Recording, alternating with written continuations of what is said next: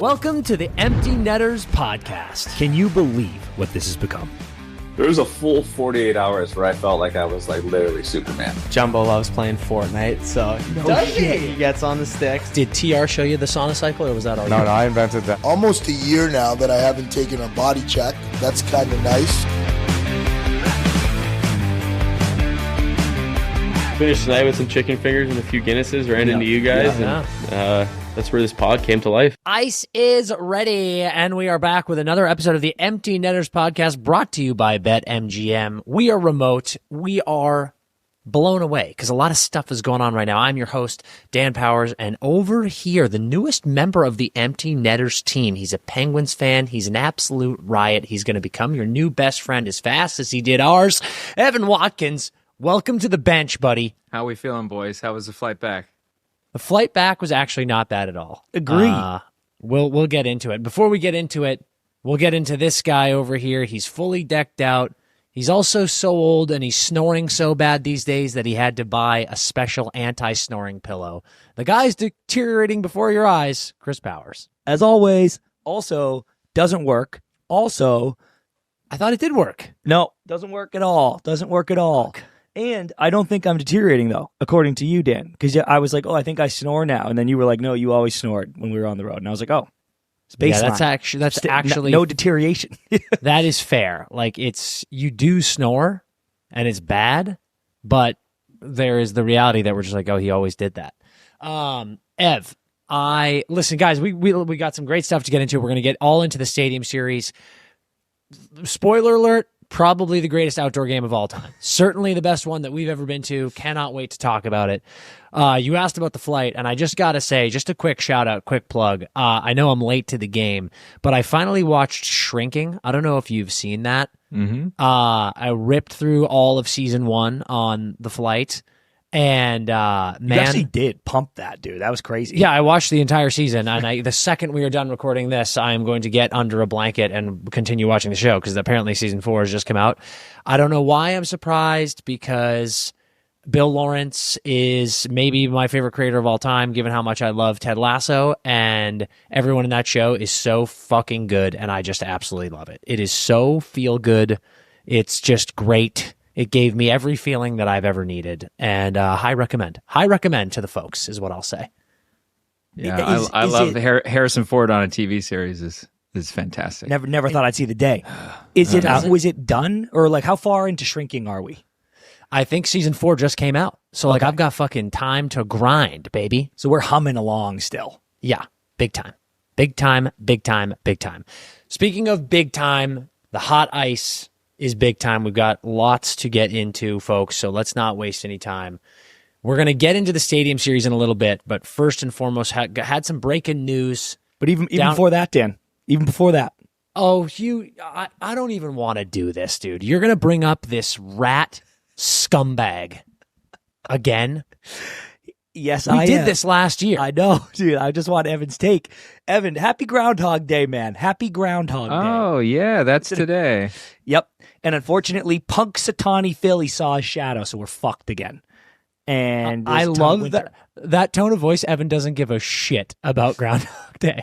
When you leave weather, which living in Southern California, you like say goodbye to weather. You're like, who gives a fuck what's going on in Punxsutawney? I mean, other than the great movie, which is one of Bill Murray's, Harold Ramis and Bill Murray's best films. Nobody. We all know this is just a fucking hoax, right? It's a hoax, dude. So I've been saying it for years. Who is this other rat bastard that we found out last year? One. I forget. There's another one, Ev. He's because I saw that Phil was described as the world's leading prognosticating rodent, and I was like, is there another one? Is he one of one? Hold on, let me look it up, Dan. It's like some random town. His name is ridiculous. Just Google it quick, Chris, and say, who is the other groundhog? Because his name is something nuts. I can't believe we're forgetting this. Actually, it makes sense that I'm forgetting it because I have such a disinterest in Punxsutawney shit, Dan. Phil. There are a lot of them. Well, which one? You should remember the one. There's Staten Island Chuck. Staten Island Chuck is exactly. There's Buckeye Chuck in Ohio. In Georgia, there's General Beauregard Lee. And where is he? Is he in Ohio? You Georgia. Said? Yeah, I don't like General Beauregard Lee. Sounds too Confederate for me. Like, fuck that little guy. That guy what's he sucks. predicting? It's problematic. Whatever. Yeah, I agree. We're out on that, dude. There's Flatiron Freddy in Colorado. He's a yellow-bellied marmot, and that's interesting. I don't hate him. Do they all predict how much winter we're getting? I think so. You're telling me that this is such a there's so many jobs. No one can get jobs in this country. Who's telling the truth, Dan? And who's telling the truth? We've got just droves of rodents and marsupials getting jobs, predicting how much more winter we're gonna get. And it's Staten Island Chuck who's maybe the biggest rat of all. I'm out on that, dude. Staten Island. There's Chuck. a woodchuck. There's a woodchuck in Michigan who also predicts 6 more weeks of winter. So at least they're aligned. They get together and they say, we're gonna sync up on this. I picture these rats like the what is it? It's like the Senate in 300. Those like old mutilated weirdos that Leonidas goes to ask if he can go to war, and they say no because they've been paid off by Xerxes. I picture them. They all meet like right after New Year's, and they huddle around and they munch on wood, and they go, we're going to just be scumbags and say there's more winter and depress everyone every year. Ev, we said last year that right now it goes, if he doesn't see a shadow, summer's coming sooner. If he does see a shadow, more winter. Mm-hmm. And we were like, it should be 2 good things. So it's like, if he doesn't see a shadow, summer's coming. If he does see a shadow, then today's a national holiday. No work. Yep. Everyone work off. So then it becomes sick because you're like, dude, who gives a fuck? If he see, I said I would scare him back in. I'd pretend, hey, Phil, fuck you. Scare him, sees a shadow, and then we all have work off. We get fucked up. Yeah. How do we know what the hell he's seeing? What is he doing? It's just it. I've also like never seen it. Like I don't know I've never seen it happen. Good point, Dan. I mean, we got to go to Punxsutawney. I think. But you might have to go to Punxsutawney. It was negative 2 degrees in Punxsutawney, by the way, and they all stood out there to watch this fucker tell us winter was staying. Yeah. Oh no shit. Winter's still here. Speaking of, it was cold in Tampa, right? Like surprisingly cold. Yes, shit, dude. It was very, very freezing. Cold. That's nuts. Wild. Listen, like I said, we're gonna get into Stadium Series. We're gonna get we're all off fucking Groundhog Day. We're done. We've done that. We've been there. Let's get into the breaking news before we get into Stadium Series, because we want to give a lot of love to Stadium Series, a lot of love to a lot of people. The big thing was Barry Trotz. Barry Trotz is going to be stepping away from his duties as GM of the Nashville Predators. He's staying on board until they find a successor, and had a little bit of a press conference today, talked about it, got a little emotional, and that got me emotional because I think Barry Trotz is great. Where do you stand on this, CP? I think he's great. I think I just can't tell. Like when Bill Belichick steps down, I know that he's been fired, right? Like I know that there's conversations that were had that were like, we're changing things and we want you to keep your dignity. Yeah. And this reeked of that when I first heard this. It was like Barry Trotz stepping down. I was like, oh, okay. Yeah, that's great. But then I put these quotes in here that if anyone didn't see it, I just wanted to read this. It says, I've been in pro sports in some shape or form probably 40 years now, and there comes a time when you realize that a lot of the stuff you've done and you've been immersed, you can't be sometimes present in both places. You can't be present in your job and can't be present at home. I just felt like there's an end date. There is a responsibility that I feel to my family. I think you see your kids grow up. I'm very proud of my kids. Now they're getting married. I've got grandkids now. You're missing a lot of these dates, et cetera, et cetera. And then he goes, when I took this job, I said I didn't want to do it to a point where I couldn't do the rest of the stuff, have time for the rest of the stuff. In the back of my mind, when I took the job, I was probably being fair and I was upfront with everybody that we'll see where this goes. I wanted, out of respect to the organization and ownership and everybody, we're trying to build something, collecting draft choices, but I wanted to be here till we win the Stanley Cup. I don't know how long that long will be. So I wanted to give them a defined date, and it was clear on both sides. So it kind of did strike me a little bit as he was like, I actually just feel that I'm missing too much time with my family, and like this job is stressful and this life is stressful, and I've accomplished so much in my career that I just kind of reached a breaking point to the point that I legitimately kind of believe now that he's stepping down on his own accord. I don't know, but it rung a little true to me.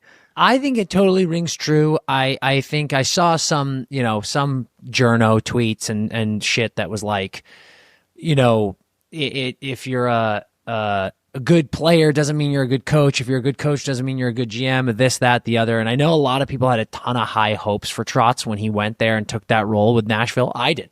Yep. I did. Same.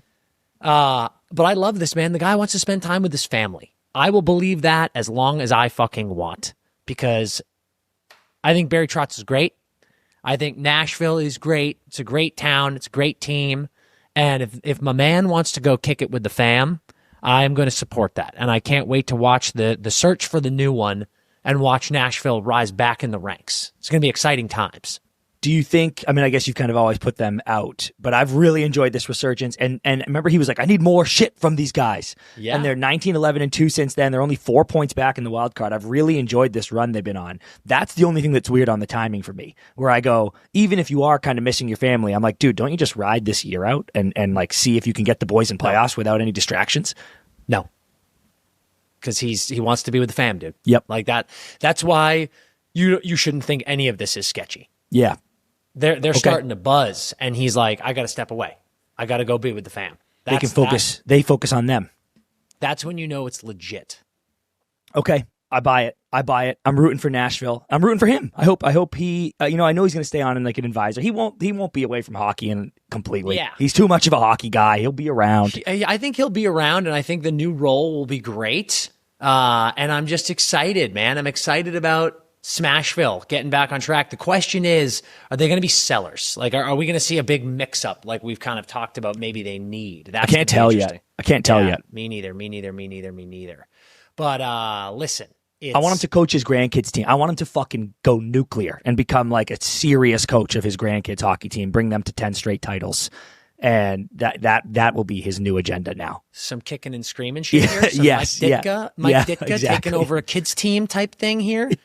That's pretty interesting. I like it. I need more shit from you guys. And they're like, I like it. and everybody's like, sir. It is tough. I will give it to Nashville. It's a tough time to try to find a new great GM. You go from a guy like Poyle to a guy like Trotz, and you go, we hit the lottery. Mm-hmm. And now Trotz is like, I got to go.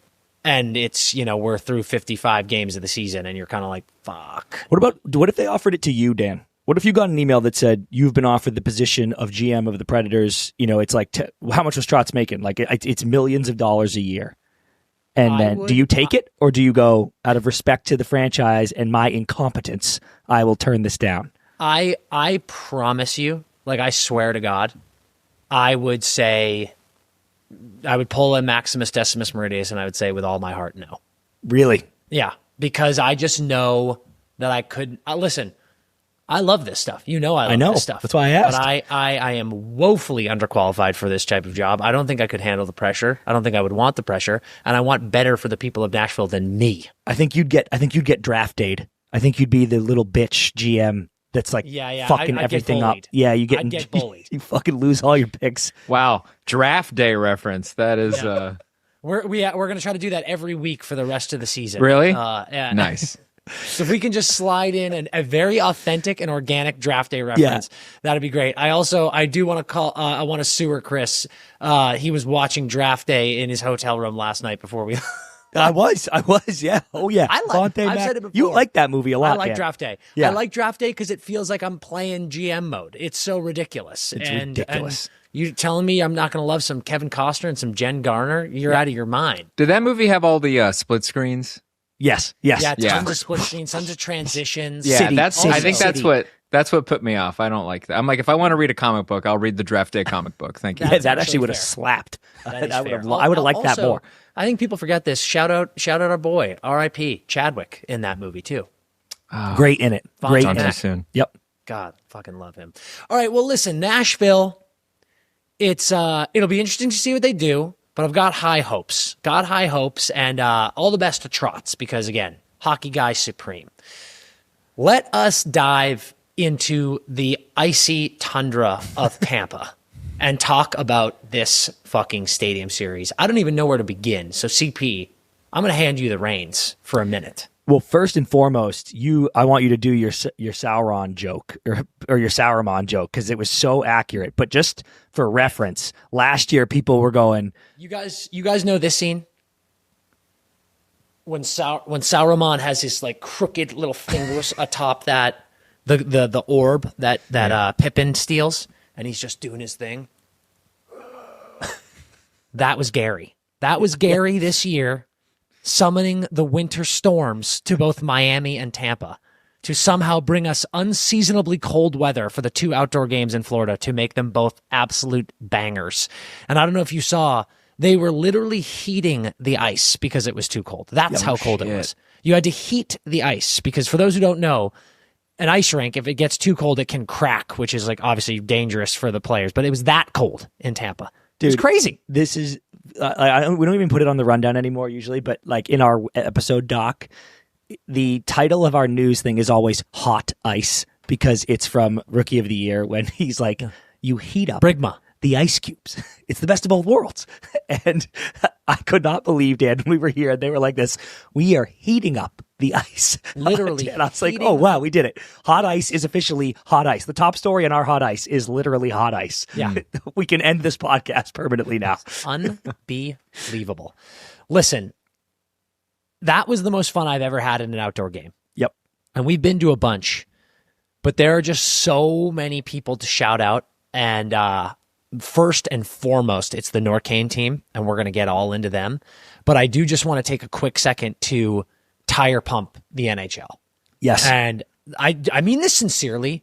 Gary is on, speaking of hot ice, Gary is on the biggest heater I have ever seen. Fucking humming, damn. Gary's on his way out, potentially. Maybe that's not, Gary's an older guy. He's done an amazing job. I imagine he'll retire at some point. What if Barry Trotz takes his job? Yeah. I'm like, there goes your kiss your fucking family goodbye, dude. See you later. The busiest job on earth. If Barry replaced Gary, that'd be crazy. But yeah, Gary Bettman is just on a heater, the likes of which we have never seen. It goes even further back, but 4 nations into this. Everyone said you're crazy. The Miami Winter Classic was amazing. Now we've got Tampa Stadium Series. The whole shebang was just out of this world. And, we got to spend some time with guys like Keith Washtel, who's just like the fucking GOAT. Yep. And there are just so many people at the NHL making shit like this happen. And I can't get over how great the setup was, man. We're going to get deeper into it, but the pageantry of this stadium series, with it being during Gasparilla, let's talk about Gasparilla for a second. But the pirate theme, the tarp and the designs all over the field surrounding the ice, the fucking pirate ship, the cannons, the light show before the game, the whole thing was such an eventized ordeal.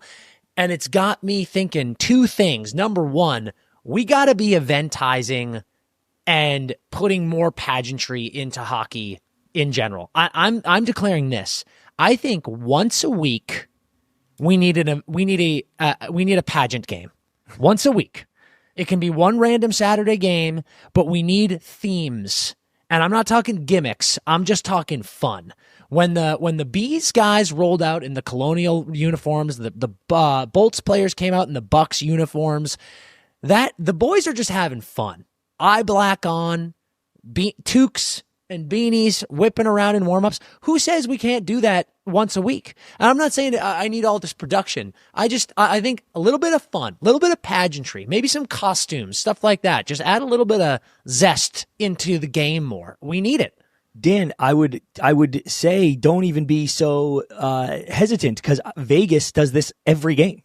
Vegas does a literal fucking night slaying dragon show before the game, every game, literally. And I know if you go to a lot of Vegas games, you're like, oh yeah, I've seen it. But don't sleep on that shit. That is really fucking cool. I couldn't believe the first time I went to a Vegas game. I was like, this is amazing.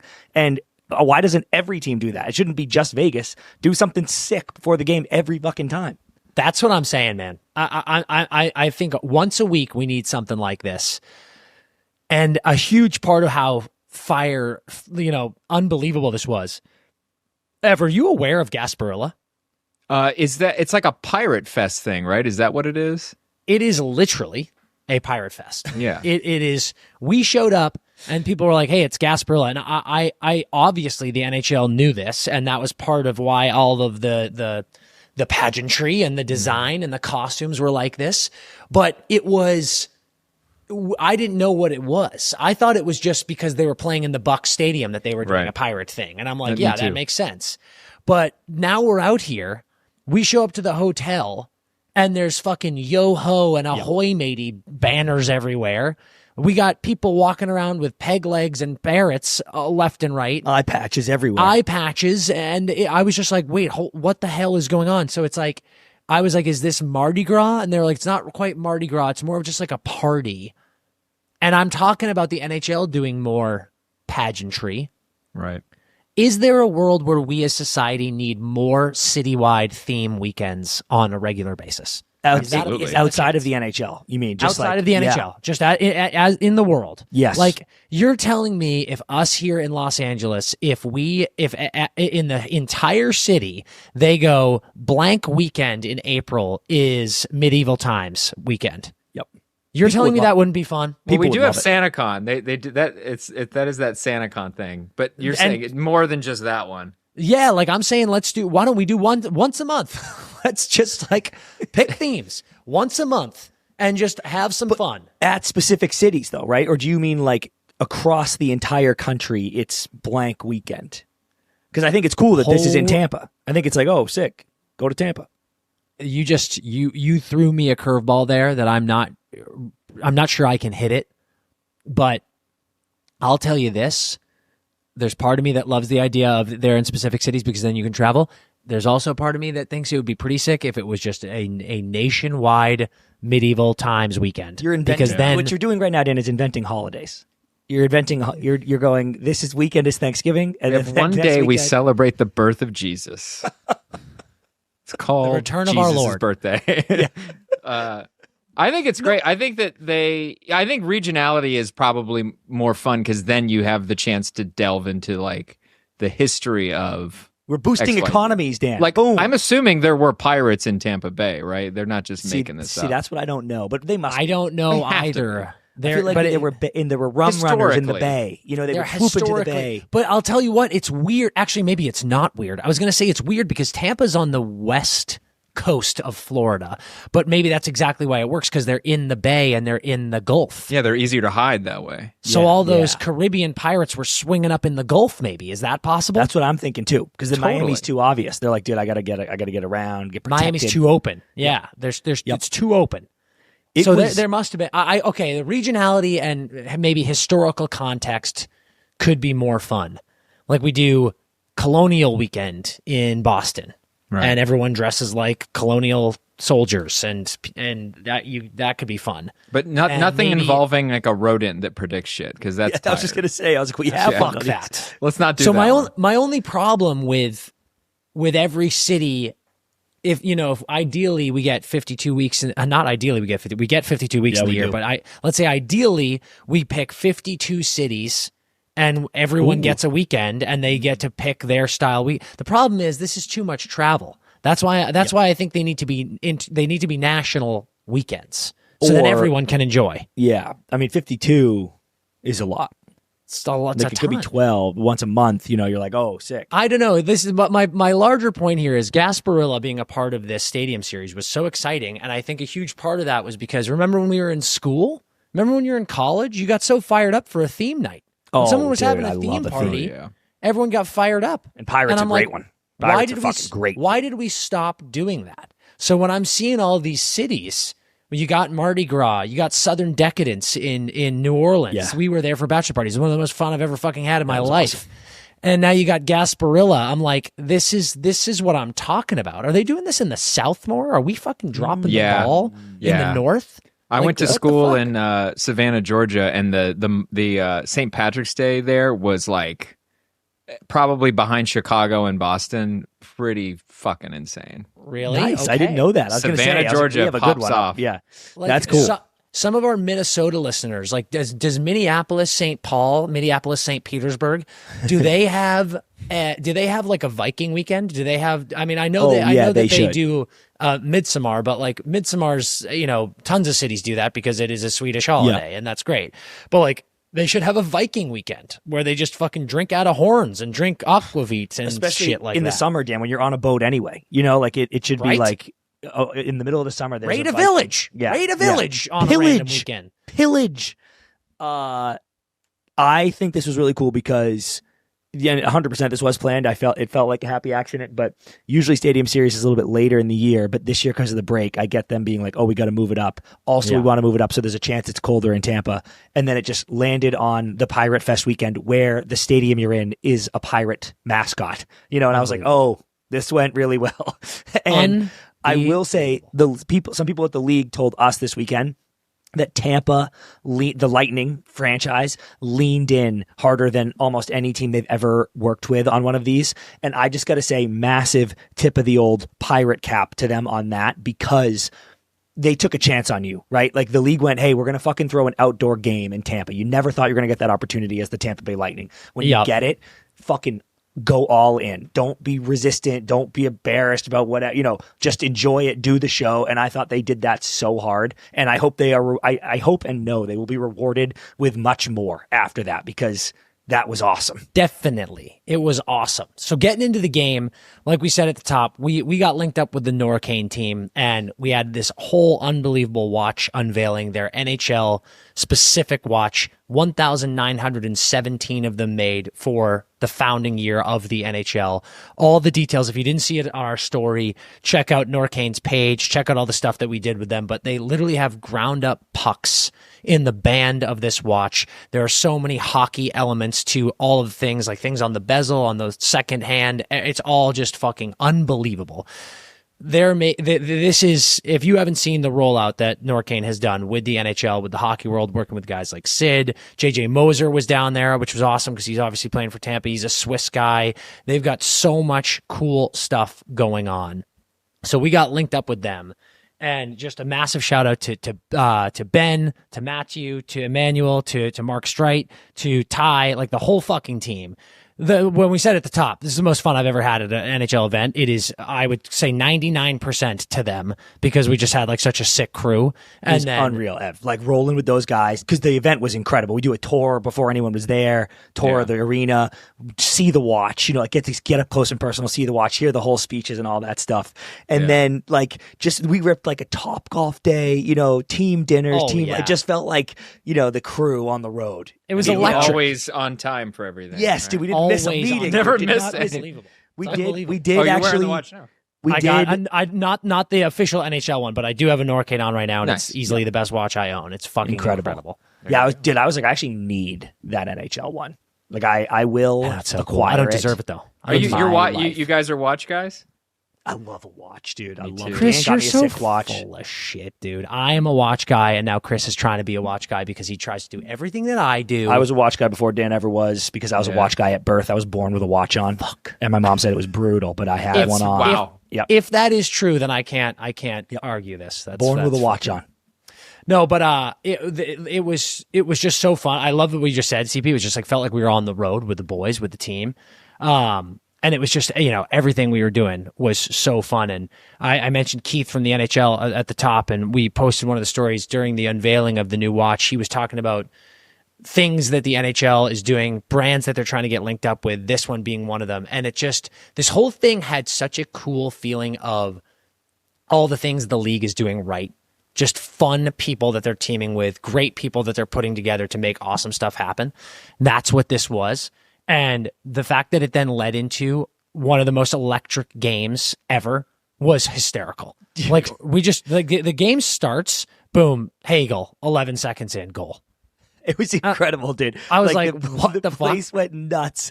You immediately texted Army. You're like, hey, pal. Kiss it goodbye. Yeah. But that's Winter Classic, though. That's correct. A different category. He texted back. He goes, I'm the king. Or what did he say? He goes, you're the prince of the Stadium Series, but I'm still the king of the Winter Classic. And he's right. He's right. I love that. That was awesome. But a fucking snipe job. Like, that was a nasty goal. Fucking the place was fired up. It got louder later, as we'll get to, but that was loud. That was really cool. Because I was easing into I was like, okay, here we go. And then it was like, that was a great moment. it was so loud. And then obviously, the Bruins go on a flurry of goal scoring. But it was just, man, when you go to a game like that, there were so many people from Boston who traveled down to Tampa for that game. And then so many Tampa fans. It was really cool.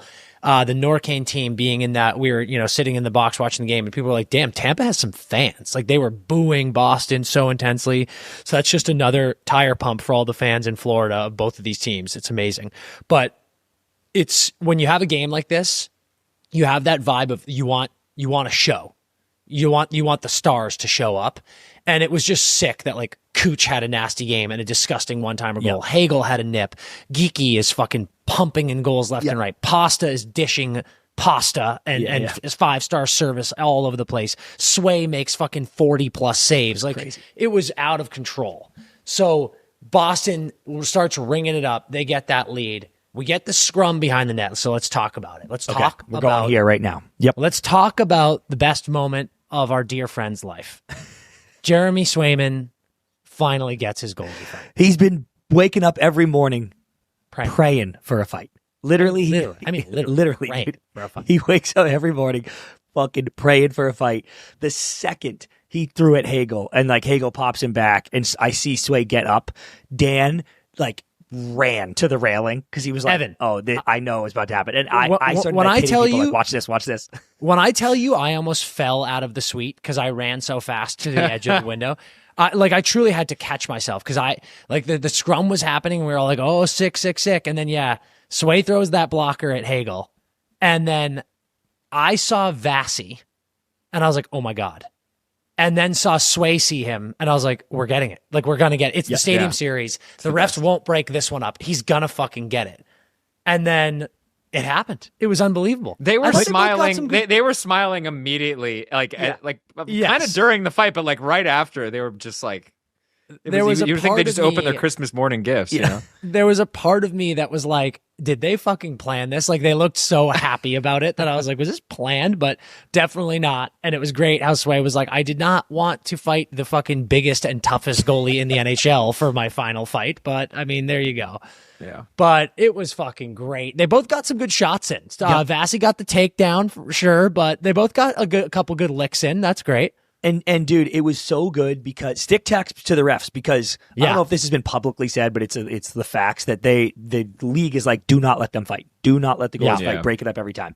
So stick text to the refs because they could have and quote unquote should have broken that up and they did not. So I actually give them a ton of credit for letting that go. It was a fucking perfect fight because we got a little taste of it. You really genuinely don't want any of them getting hurt, obviously. So it was not like long enough or violent enough that something bad was going to happen. The crowd went absolutely fucking apeshit. And oh my God, like that was, I've never seen a goalie fight live. That was an all-time remember it forever moment where I was like, oh my God. And the fact that it was Sway made it even cooler. Whatever. It was just so funny talking to him and his family and everybody after because just an incredible moment, dude. Packed barn, 80,000 people, 2 goalies going at it center ice. Like, what more can you ask for from an outdoor game? It was perfect. Truly special stuff. I think the Boston fans would get mad at us if we didn't discuss the 8-minute 5-on-3. Yep. It was, listen, I have zero complaints about that game. I maybe would have loved to see the Bruins win, but all I wanted was a good game, and we got the best game possible. And I forget who I saw say it. Maybe it was Witt, but someone was like, one of those penalties was like a little soft, but otherwise, like, they were normal penalties. Like, everyone stopped complaining. And I hand up, I haven't gone back and deeply analyzed every penalty call, which I'm not fucking going to. But I am going to say there is that element of a game where it's like, if you get a 5-on-3 and you just keep calling penalties on that team and being like, yeah, we're just going to keep you guys in the box. There is a point where it's like, what are we doing here? Yep. And it eventually got to the point where it was 7 straight calls against Boston in this outdoor event game. That Tampa's getting killed in. Yeah. Right? Yeah. And it was so I get Boston fans being like, what the fuck? But at the same time, I don't know, man. It feels like, both teams got a point and everyone seemed to have so much fun. But it was interesting seeing Charlie at the end of the game getting interviewed. Agree, bro. And like someone asked him, he was like, when did things change in the game? And he was like, when they had a 5-on-3 for 8 minutes. Like he was, and that was him being like, fuck off. Like, that was bullshit. Not obvious, like, right? Yep. Yeah. And I'm kind of like, yeah, fair point. And then I loved Pasta.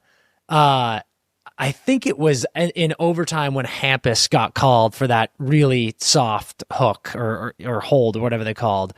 Pasta was like clapping his stick at the ref and kind of followed him to center ice. And you got to imagine he wasn't saying the nicest things in the world. But Dan, that was one of the few we did get a replay on, and we were watching on that TV, and I was like, that looked like a hook. Like that one, you hooked him. Yeah. But I thought it was a little soft. Like it wasn't egregious. Like it was a tie up. He got in his hands. But at the same time, you called a fucking penalty on Boston in overtime. Yeah, right. Which is like, grow up. And then right as they kill it, well, actually, right before they kill it, McAvoy gets blatantly tripped, no call. And then right as they kill it, he gets blatantly cross-checked in the back while he's just like in the slot trying to cover defensively.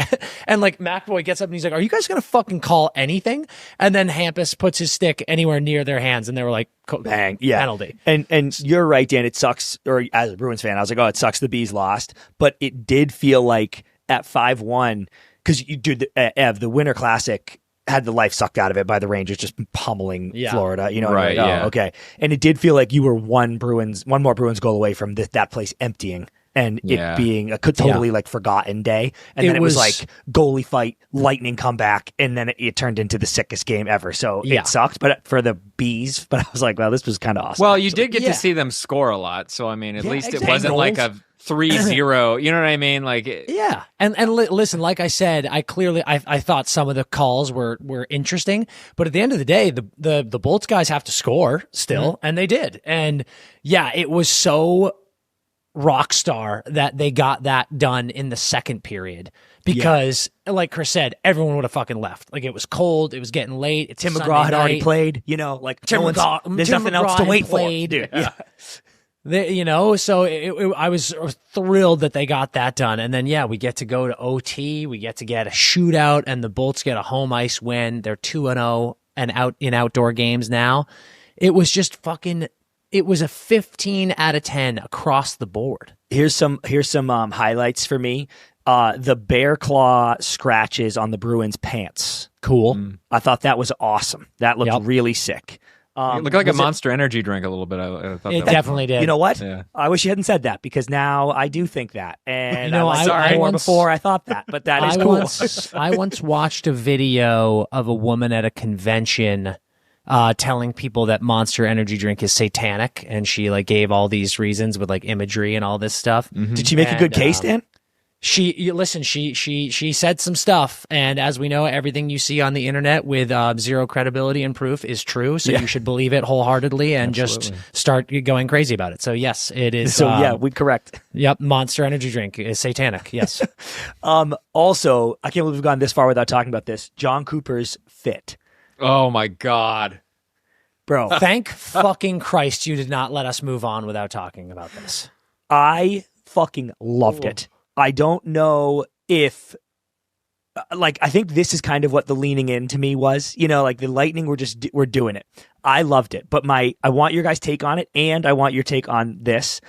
I feel like Cooper, part of the reason the Lightning came back, other than the penalties, is Cooper must have said to them, boys, I cannot be wearing this if we are going to get dummied 6-1. Like, you literally need to come back because I am about to be fucking humiliated because I'm wearing this. I guarantee he fucking said that. Like, step it the fuck up, dude. It's all he needed to do. Like, it's truly Peter Bretter in Forgetting Sarah Marshall. He probably walked into that locker room and just went, I wish I wasn't wearing this fucking shirt. Just goes, look at this. Yeah. Come on. And then they just went, okay, we got to step it up for our guy here. But then the fucking aura farming that turned into, like, he genuinely looked like the fucking coaching crooner, just like an asshole on the bench when they were getting steamrolled. And then they come back and he looks like the biggest badass of all time. Dude, I saw a bunch of people being like, give him the Jack Adams right now. Yeah. Like, I agree. Yeah.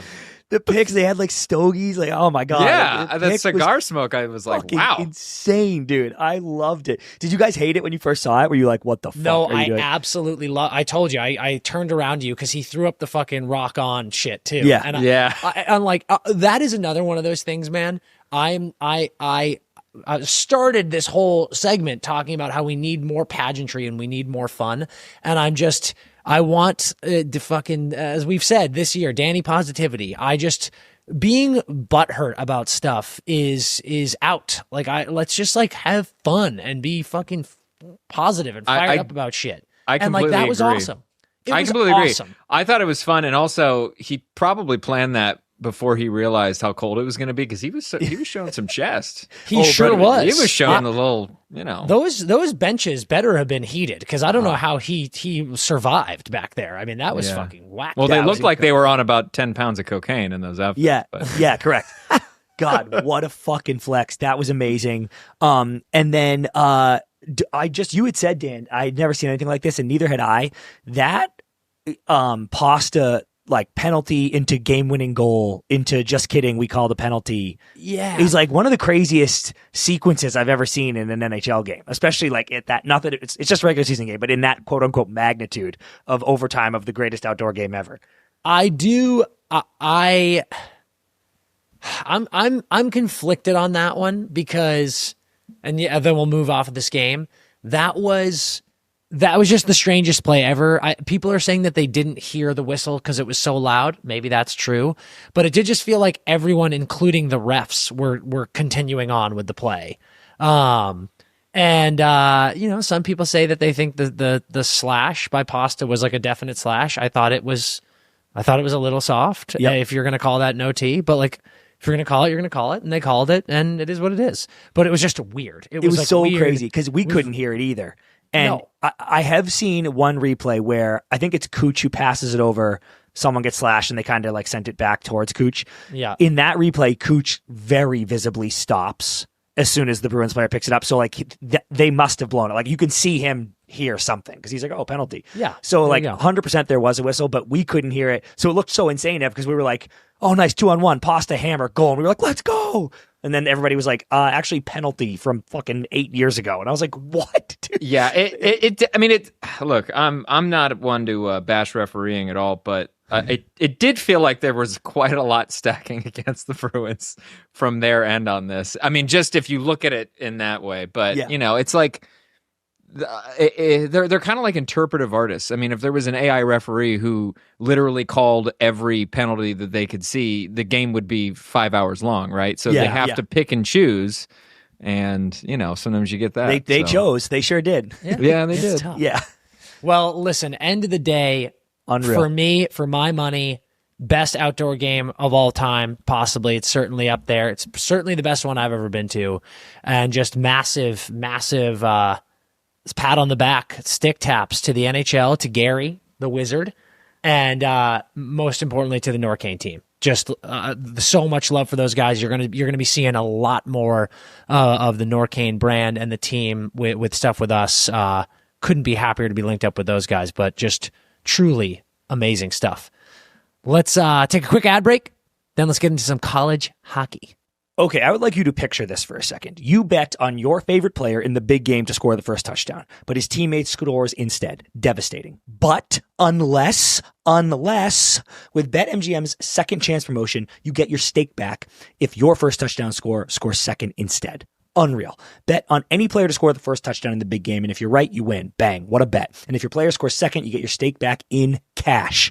That's a joke. How do you not take them up on this opportunity? If you haven't joined the BetMGM family yet, use bonus code NETTERS. That's NETTERS when you sign up, and you'll enjoy up to $1,500 in a new player offer on your first wager. So enjoy the Super Bowl, bet on all that, bet on the first touchdown, have the time of your life, use that promo code NETTERS, get the first bet offer. It's incredible. BetMGM, make it legendary.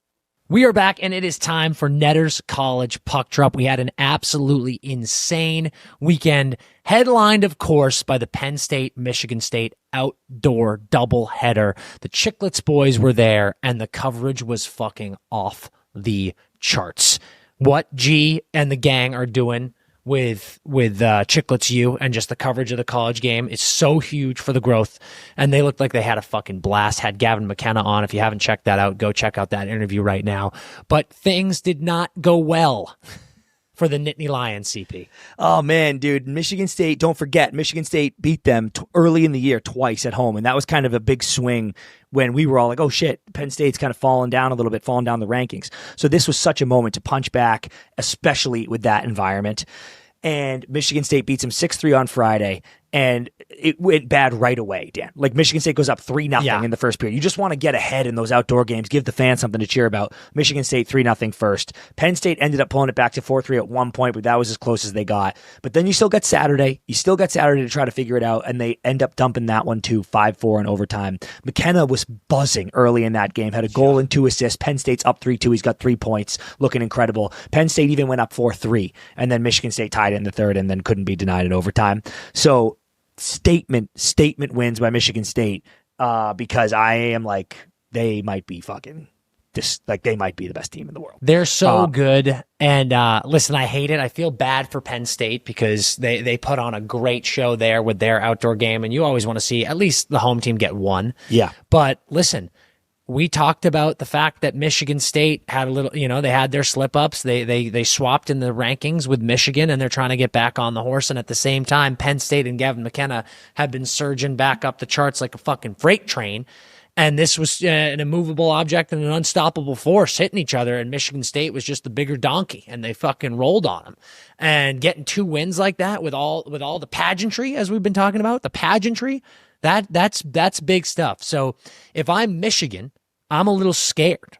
I'm a little scared about Michigan State right now because those are 2 monster wins. And Michigan, we just said, number 1 team in the country. They had Ohio State. They beat them 6-4 on Friday, 3-2 in OT on Saturday in Columbus. That's great. But again, Ohio State, an unranked team. I know it's rivalry stuff, but if you're Michigan State, my point is you're licking your chops a little bit. You're licking your chops being right on the boys' heels. Totally agree, Dan. Remember, it was a weekend of great rivalries. So we had BC, number 13 BC. They went to BU on Friday, beat them 4-1. We've said enough about BU's challenges this year.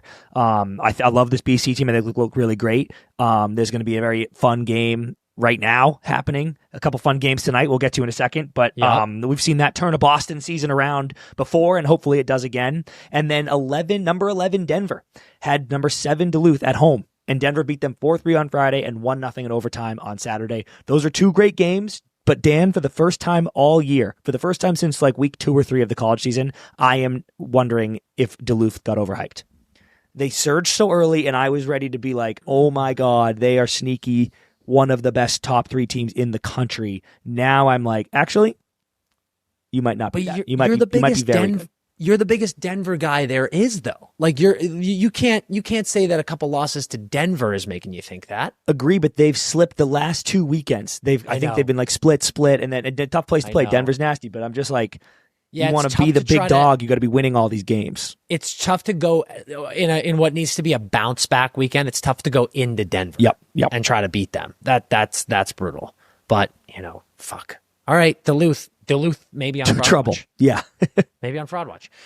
We got number 10 Cornell. They go up against a good Yale team. Beat them 5-2 at Yale on Friday, and they beat Brown 4-2 at Brown on Saturday. So a nice little Ivy road trip for the Cornell boys. They get 2 big wins. You love to see it. And number 6 Quinnipiac beat St. Louis 7-0 on the road on Friday. They tied Clarkson 3-3 on the road on Saturday. You know I'm going to say it. Yeah, I was waiting for this.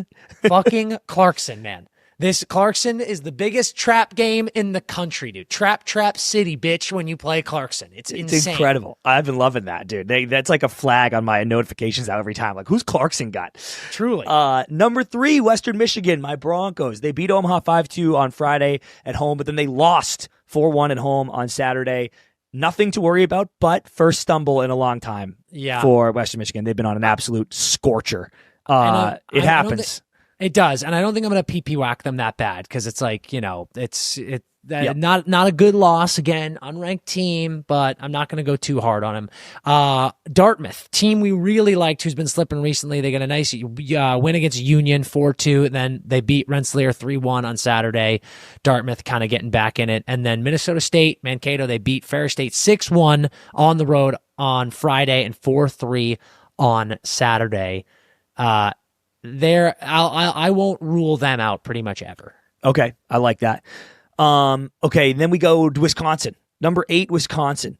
They lost to what? Oh yeah, dude. They lost to Minnesota in Mini 4-1 on Friday and 8-4 on Saturday. This one is crazy to me, Dan, because it's a tough place to play, obviously. But Minnesota is now makes me sad because they puked at the beginning of the year away. I thought they were coming back, and I was tracking them and Arizona State to be like, oh, you're going to save your season. Then the last 2 weekends, I'm like, never mind, your season is dead. Leave me alone, please. Then you do this to Wisconsin, and I'm like, just pick one. Pick a lane, Minnesota. And then also, I'm now like, Wisconsin tricked me too. Because Wisconsin, for a stretch there, I was trying to get in the 2 seed. And now I'm like, wait, dude, you just get dummied by Minnesota twice? Yeah. Not even close games, really. So that's an alarming weekend for me. Yeah, not a big fan. Here's some of my favorite sleeper games. So we got number 20. I'm going to roll through a bunch of these, Chris, because I love all these teams. Number 20, St. Cloud, lost to Miami, Ohio, 2-1 at home on Friday and 3-1 on Saturday. So, like, St. Cloud, this team that was kind of creeping up, I'm like, uh-oh. There goes that top 20 ranking. See you later. And then my little Cinderella, St. Thomas, number 15 in the country. They beat number 19 Michigan Tech 4-2 at home on Friday, but Michigan Tech then won 4-3 on Saturday. That's just a good weekend. That's a good weekend of college hockey. Probably not a lot of movement there. And then 16 Augustana wins at home against Lake Superior 6-1 on Friday, 4-1 on Saturday. And I'm like, I love it. Like Augustana, St. Cloud, and St. Thomas. I'm just like, these sleeper teams, like in the top 20, like no one's paying attention to them, but they're just stacking up wins, dude. Stacking up the games that you got to win. It's absolutely amazing to see because I like when those teams just go to war. And they're like they're in the back half of the top 20 rankings, but it's just fun to watch because it's 2 good squads. And I love a split, dude. I love a split in college hockey because everyone goes home happy and it's a good battle. Yeah. Okay, and then last one we had number 9 Maine beat number 17, or number 9 Providence beat number 17 Maine 3-2 in overtime on Saturday at Maine. That's a gritty win. Very hard to play up there. Providence, very good team. I'm loving very Providence. Gritty. Okay, let's get into our rankings. Yep. They have to stay the same. 1-2 is going to stay the same. Yep. Michigan State. Now it gets tricky. I'm willing to put Nodak up. Okay. But I want Western Michigan still 4. All right, that's the current ranking. The current actual ranking is Michigan State, Nodak, Western Michigan. Do you want the exact same? Because I kind of want to give Quinnipiac a boost. Like, I want to put Quinnipiac top 4. Quinnipiac tied Clarkson. Yeah, Clarkson is literally the biggest trap game in the country, dude. You're lucky to come out of Clarkson alive. I can't believe you. Well, I guess Western Michigan did lose. Yeah, both of the teams that you're talking about lost. No, North Dakota didn't. Or North Dakota didn't lose. Sorry. Fine. Quinnipiac, because I guess you don't want to reward Penn State. So we'll go Nodak 3. We're going to go Quinnipiac 4, Western Michigan 5. 5. Yeah. Then is a double loss in an outdoor game hosting weekend against the number 2 team in the country going to drop you lower than 6 for you? Maybe. But no. The question is, do you think Providence, Denver, Cornell, BC are better than Penn State? Do you think any of those teams are better than Penn State? No. Duluth, where's Duluth? Duluth, how much trouble does Duluth get in? I think Maybe Duluth's PP whacked here. They might be out of the top 10 for correct. Let's go Penn State there. What are we at, 6? 6. Let's go Penn State at 6. Okay. But then I could go Providence there. I like Providence here. I like Denver here. I personally, I love this Providence team. I think I would pick Denver over Providence. Let's go Denver, Providence. Okay. Penn State 6, Denver 7, Providence 8. Okay. But then I'll tell you what, I'm going BC is in this. I agree. I want BC at 10. So we need our 9. And I think I want to go Cornell. Duluth deserves a little bit of a fucking face wash here. All the way out. Duluth's out. Interesting. Okay. Cornell Duluth 9 is out. Cornell 9, BC 10. Boom. Maybe BC 9, Cornell 10. BC's better than them. Yeah, BC's better than them. Well, you just relax. BC 9, Cornell 10 10 in your life. All right, tell everybody about the game of the week. Game of the week. Well, this is actually a really fun time in college hockey because right now, as we speak, it is round 1 of the Beanpot.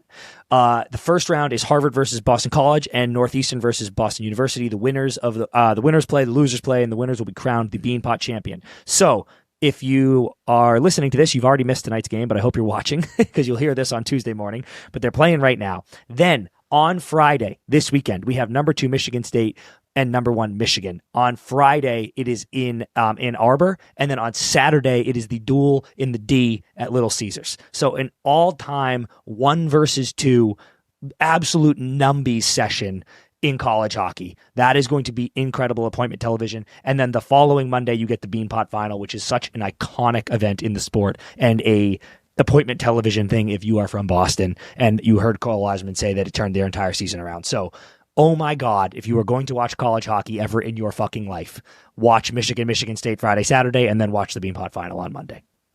Unbelievable. That wraps up Netters College Puck Drop. We're going to take a quick ad break and then come on back. I'm here to talk to you about Bauer, and this is not an ad. This is straight up just me telling you about one of the greatest things that has ever happened. Bauer has been changing the game for almost 100 years, and they are now about to change the game in a way that you could never imagine. I don't care what type of hockey you play. I don't care if you are a high schooler, a college player, a beer leaguer, a pro, doesn't matter. The Bauer Pro Sharp Advantage is truly one of the greatest things that has ever happened to any hockey player on planet Earth. Getting your skates sharpened is like the most important thing in the world when you're playing hockey. And when you're playing on a big team with a big, you got a great trainer and you get to just leave your wheels in your locker and someone comes and sharpens them, that's amazing. But if you don't have that luxury, you are constantly thinking about when you're going to get your skate sharpened. Check this out. Not anymore.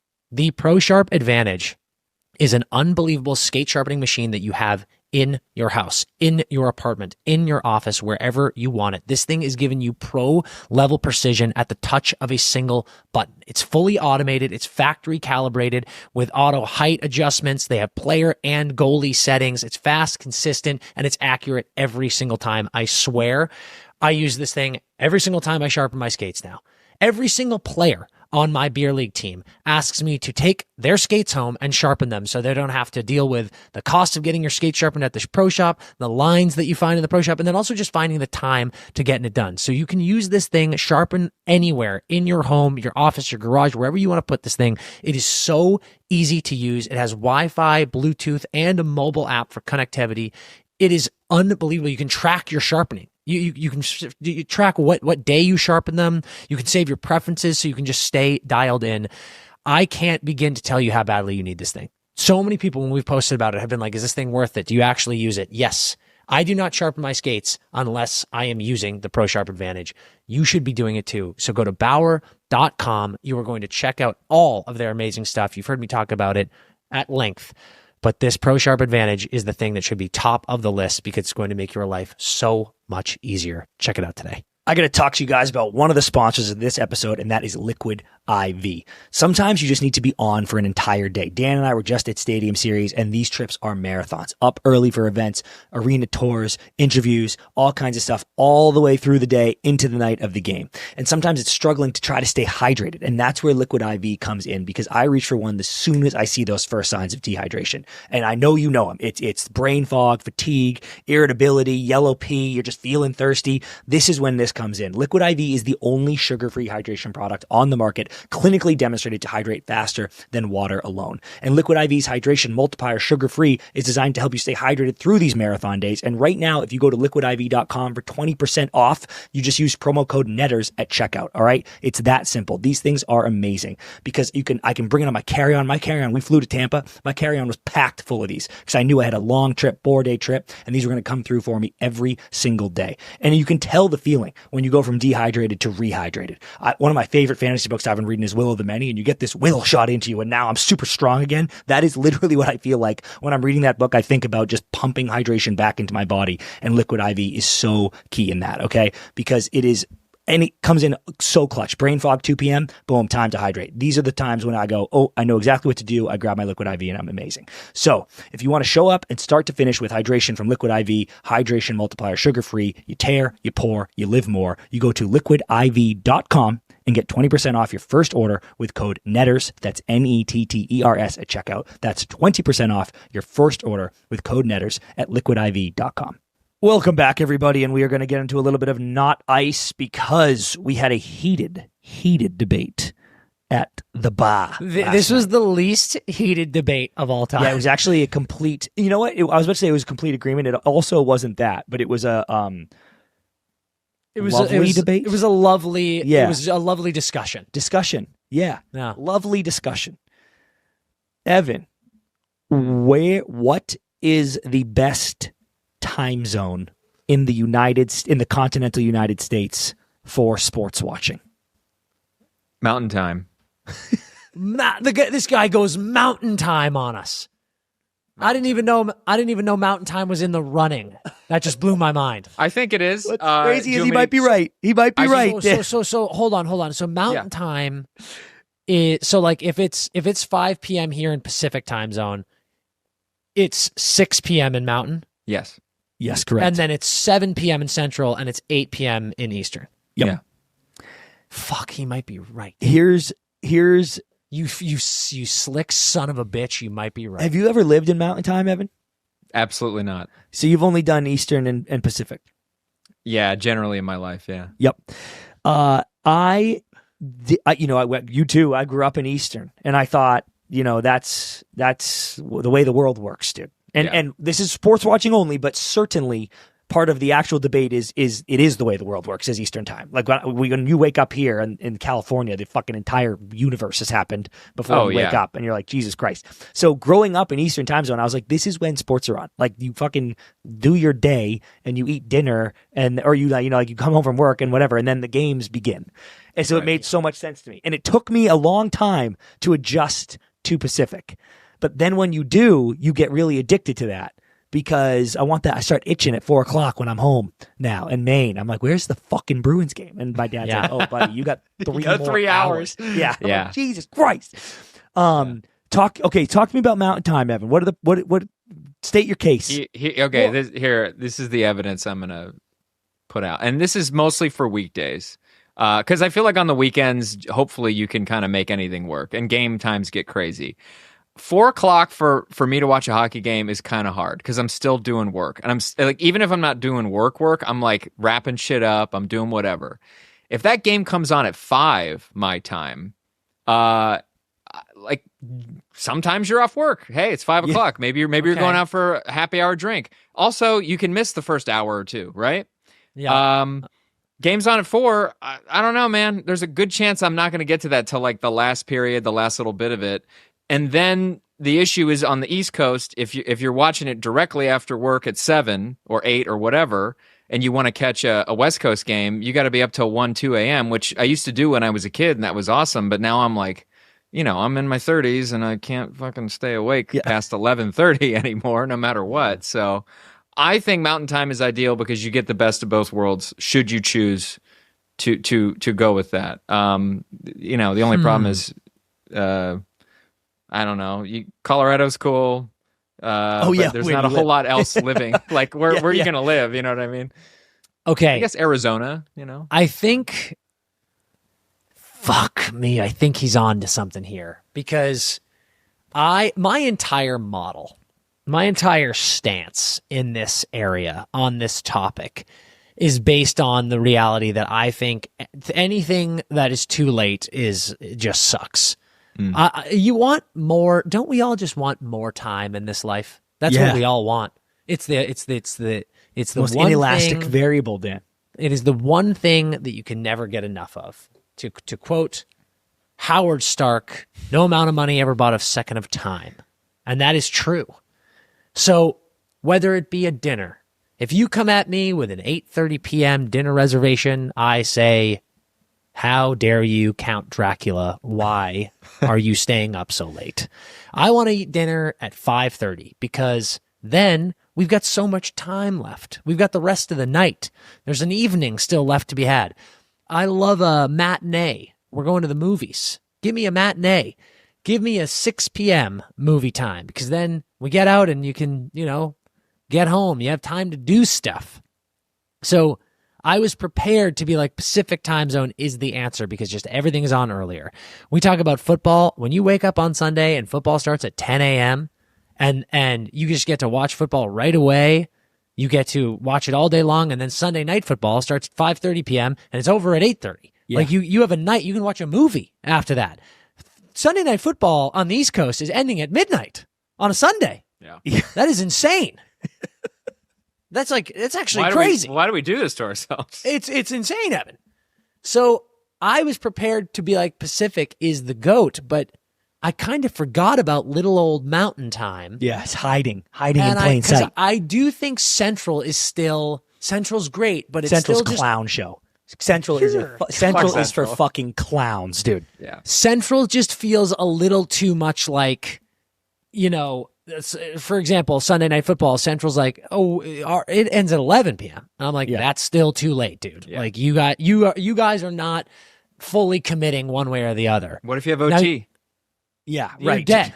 You're dead. Yeah. Call out sick. Not even going to watch the most exciting part of the game because you're like, well, I got to go to bed. Yep. Exactly. So I'm thinking Mountain might be the winner because of what Evan said. It's like, hockey games starting at 4 p.m. in the weekdays. It's a little crazy when you're at work. Like there's oftentimes you're like, wait, are the games on already? I'm missing a game. I'm missing a game right now. There's a Penn's game on right now, and I've already missed an hour. And there you go. I do think that Pacific with weekday games like the 4 o'clock and 10 o'clock football. I know I'm a clown and still stay up way too late on Saturdays, which makes Sunday mornings harder. But both of those things, they come too quickly. Like there's no time for me to do anything. Like when we are home on the East Coast, I don't mind at all that the Pats are on at 1 and I wake up and not early, but have plenty of time to accomplish tasks before it's like football's on, go drink with people. Here you wake up and they're like, where are we going to booze for the football game? And I'm like, Jesus Christ, dude, just woke up. God damn it. Yeah. Like you're in it quick in the Pacific time zone. Yeah. That's true. You're asleep by the time the nighttime game comes on. For day drinking, it blows me away. I think Ev is right here because Pacific does. There's too many.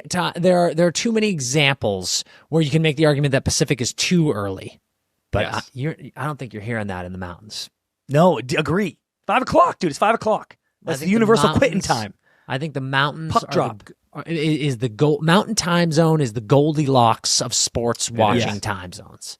That's really interesting because, man, the one thing that I find really frustrating is when there's no thing. Put it this way, college football, Dan. I kind of liked when it was like there's something on late. It's like it's 8 o'clock, and then there's like a sick game on, and sometimes your game would end here, and then you're like, what? So what's happening? Nothing's on. Like it's all over. We're the last run of sports on the West Coast, So it's like by the time that the games here are over, which are on normal time, there's just nothing on. I liked that about the East Coast, where I could always find something on till 2 a.m. when I'm insomniaing.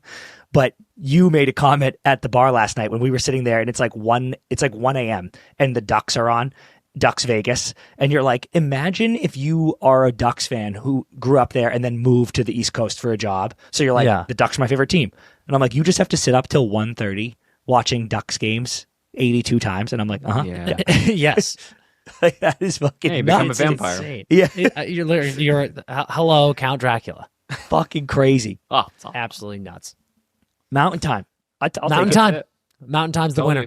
Mountain time. All right, let's take another quick ad break, and then let's wrap things up, guys, with a beer league hotline and a blind ranking. Time for some movie talk. From the completely unhinged mind of Gore Verbinski comes this year's must-see film. Good luck, have fun, don't die. When a man from the future arrives at a Los Angeles diner, chaos ensues as he recruits a group of unlikely heroes on a one-night quest to save humanity. What happens along the way will keep you guessing until the mind-blowing end. Starring Sam Rockwell, critics are calling it absolute chaotic perfection and ridiculously entertaining. Good luck, have fun, don't die. Rated R.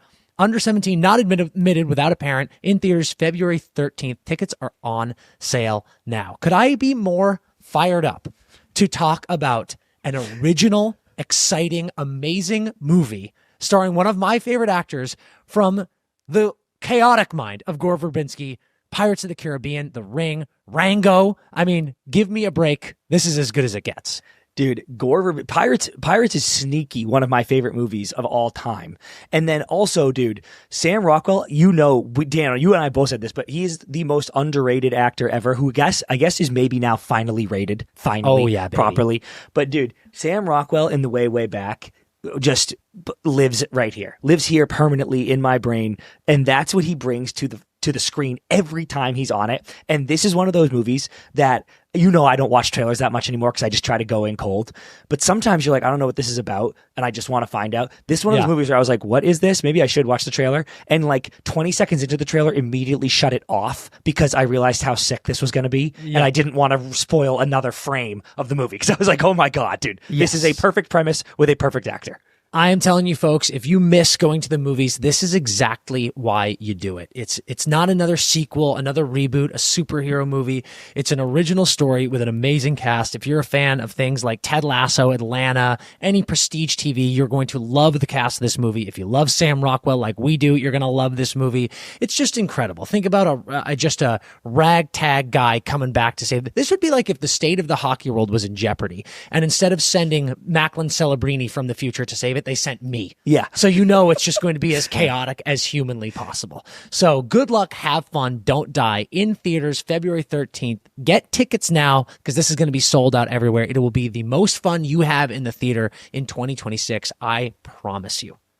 Okay, now it is time for everybody's favorite segment, the Beer League Hotline. Ev, I hope we got a doozy today. Let it rip.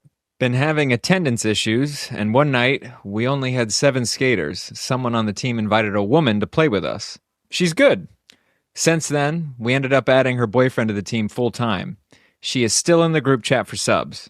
Sometimes she comes to the games and hangs in the locker room even when she's not playing. She even tied her boyfriend's skates once. The problem is one of our other guys can't play anymore because his girlfriend has an issue with the other gal being in the chat, and the locker room has made him quit the team. How do we handle? Jesus. There are so many layers here. Okay, what the hell? There are so many layers here. All right, first of all, I'm about to disappear from the screen because I'm going to get down on a knee and propose to this girl. Agree, dude. Agree completely. This is like, I feel like this is 2 of the last 3 or 4 weeks here where we've just had Hall of Fame ladies in these beer league stories. So this gal is the shit. I'm a little disappointed in the team for adding her boyfriend. Why didn't you just add her? Like, what the fuck? She showed up for you. I don't give a fuck. Add them both. She is dude. Fair. You're in a time of need, and this gal shows up and she's great, dude. Because you had 7. 7 is unacceptable. To be fair, it says she's good specifically in this. Yeah. Right.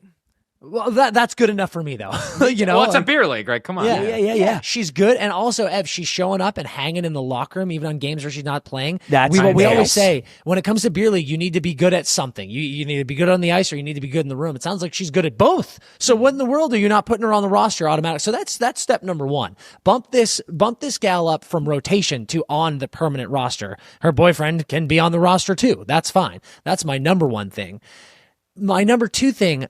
We need the ladies to support the ladies. Yeah, why is one of the other girlfriends upset that this girl is on the team? You got to support your ladies here. Especially, Dan, because the sub gal's boyfriend is on the team. Like if sub gal was single and they were like, I'm pissed. I still wouldn't like it, but I would hear the logic of I'm pissed that there's this single lady who loves hockey, who's in the locker room and on the chat.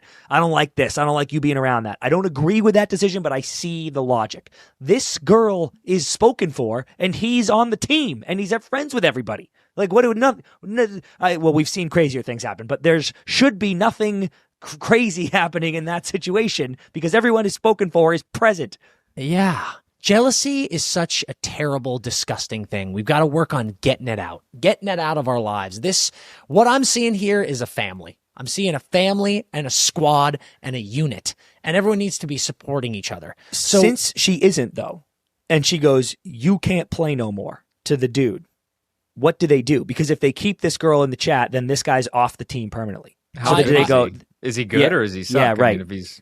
that is such a wrinkle, but this is where we need to put our morals first, fellas. Okay? If we want to be giving out this type of good advice, if we want to be a compass for good and for positivity, this guy's got to get this figured out with his gal. This is an at-home problem. This is an at-home problem. This is an at-home problem because it sounds like everyone else in the locker room is happy and is loving what's going on. It's a shame that this is an issue for you and your partner, but you guys have to figure out those issues. Maybe they double date. Maybe we set up a double date. Go on a double date. We set up a double date. Go on a double. You never know. You two might love each other. Boom, boom. You might find a new best friend in all this. Maybe you wife swap. Maybe you set up a wife swap. Take it easy. What is wrong? You gotta relax. I'm exploring Slow options. Things down. I'm pal. exploring options to keep the team together, Dan. Okay, maybe we wife swap if that would help. Let's just do a caveat of if things get really dire. I mean, let's start slow here. You gotta pump the brakes here. Yeah, Jesus. Correct. So we double date first. I think wife swap second. First of all, I think you go, buddy. This is a huge bummer, but the facts of the matter are this new gal and her boyfriend are great additions. They're great in the room. They're bringing up vibes. They're on the team. This is an issue you got to work out with your partner, and we want you to work it out. Our solutions are. And we lay out the solution. Solution one, solution one, double date. Solution two, until we come up with a better two, is wife swap. Yeah, we'll see if we can beat wife swap. But right now, that's two. Yeah, just maybe a coffee, just a a day date would be. Maybe I think a day date. That feels like we're slotting that in at 3. Yeah, that feels like a perfect 3. Yeah, that's a.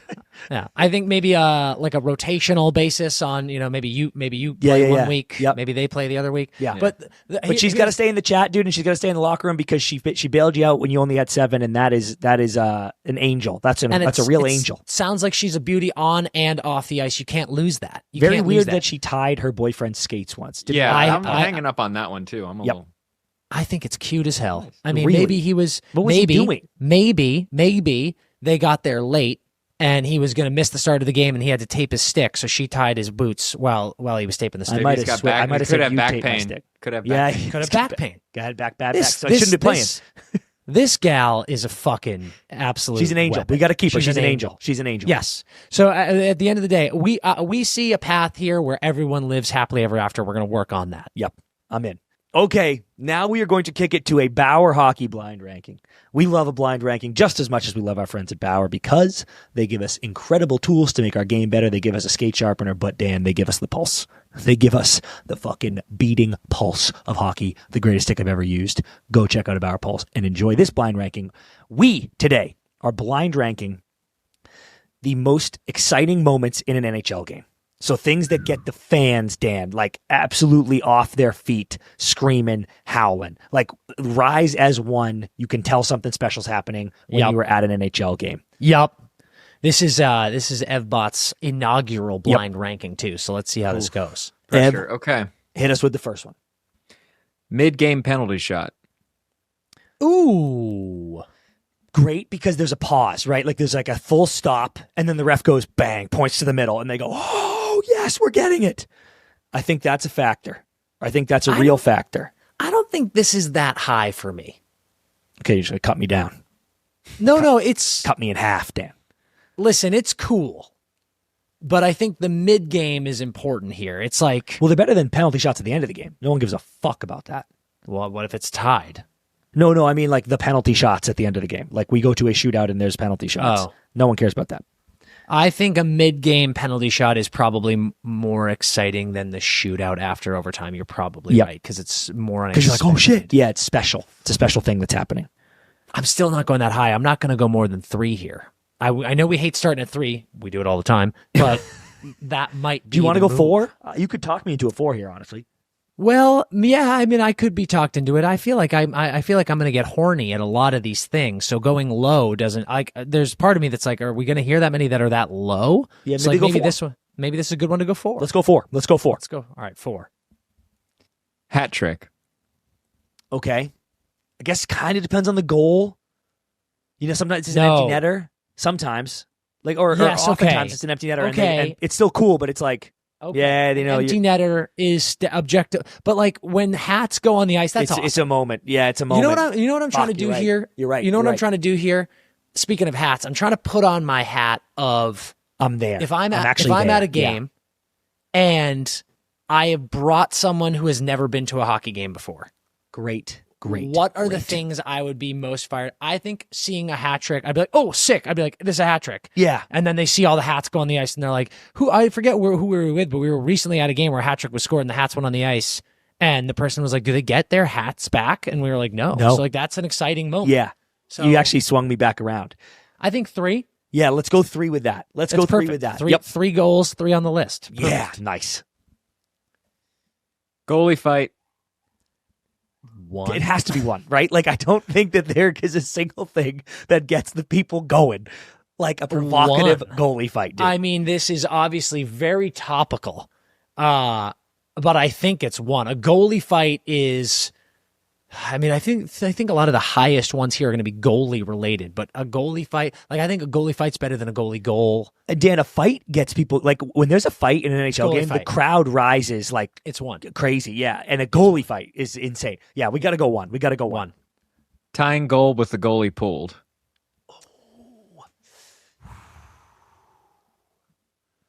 Damn.